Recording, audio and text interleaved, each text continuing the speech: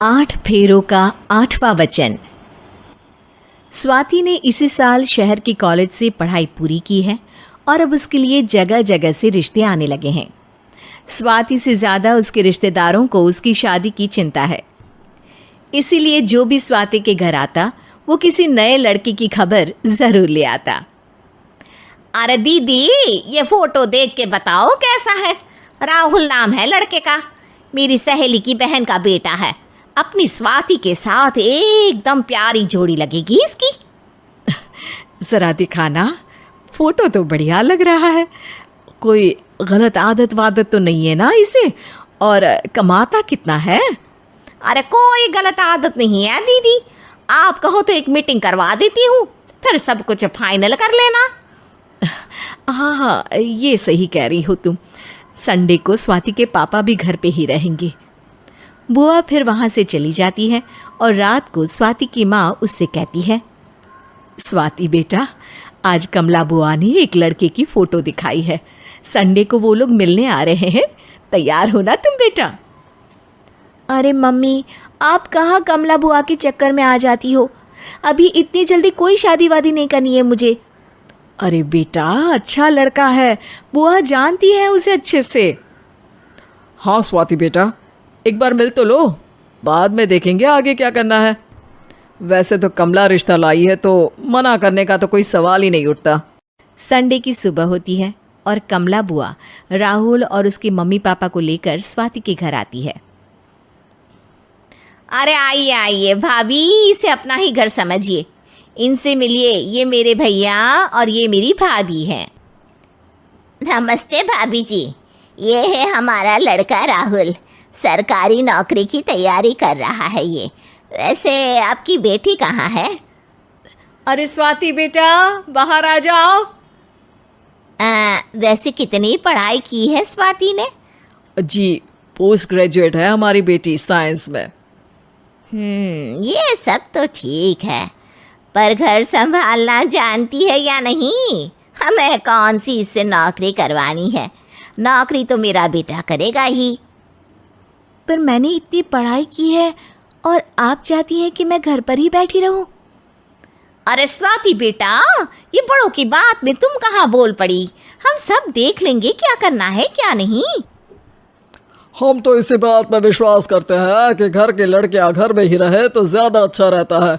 वरना भाई साहब, आप तो आजकल के हाल जानते ही हैं, कितनी घटनाएं होने लगी हैं औरतों के खिलाफ। स्वाति बेटा, रसोई का काम तो पूरा जानती हो ना? शादी के बाद तुम्हें ही संभालना है वो सब। अरे बहुत अच्छा खाना बनाती है ये, आप सब लोग इसकी तारीफ करते नहीं थकेंगे। लो भाई, हो गई मीटिंग, अब शादी की तारीख फाइनल कर लेते हैं, क्यों भैया?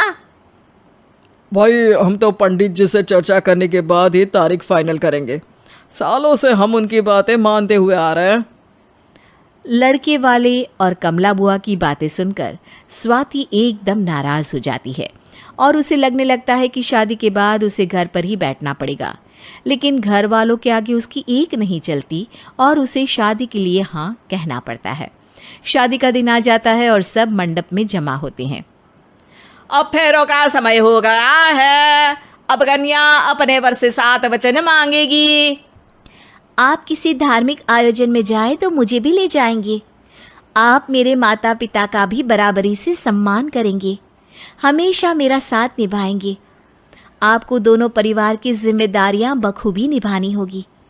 हर ज़रूरी बात में मेरी भी राय लेंगे। आप सभी गलत आदतों से दूर रहेंगे।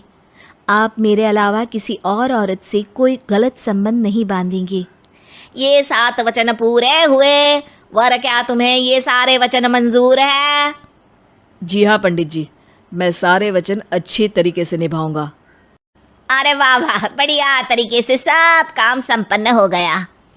तो इसी के साथ विवाह संपन्न हुआ और आज से ये दोनों पति पत्नी हुए। 1 मिनट पंडित जी, अभी एक वचन लेना बाकी है। अब कौन सा वचन है बेटा? मैं अब हमेशा के लिए किसी दूसरे घर में जाने वाली हूँ, तो पति के अलावा मैं अपने सास ससुर से भी एक वचन लेना चाहूँगी। अब कहो बेटी। मैं ये चाहती हूँ कि मुझ पर किसी बात की कोई पाबंदी नहीं लगाई जाएगी। मुझे सब कुछ करने की आज़ादी होगी और मैं भी विश्वास दिलाती हूँ कि मैं एक अच्छी बहू बन के दिखाऊंगी। स्वाति की बात सुनकर उसके सास ससुर एकदम चौंक जाते हैं और कुछ बोल नहीं पाते कि उतने में कमला बुआ बोल पड़ती है। अरे बेटा, ये भी कोई कहने की बात है? रानी बन के रहोगी तुम तो। वचन देने से पहले सोच लीजिए, क्योंकि शास्त्रों में वचन ना निभाने वालों के लिए नरक से भी बदतर सजा लिखी है।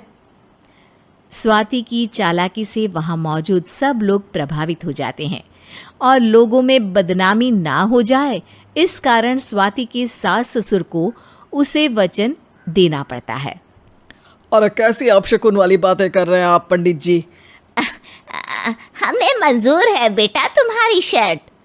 स्वाति अपनी समझदारी से अपनी बात अपने ससुराल वालों से मनवा लेती है और खुशी खुशी राहुल से शादी कर लेती है। अब से हर शादी में मैं खुद 8 वचन दिलवाऊंगा। ओम मंगलम मंगलम मंगलम।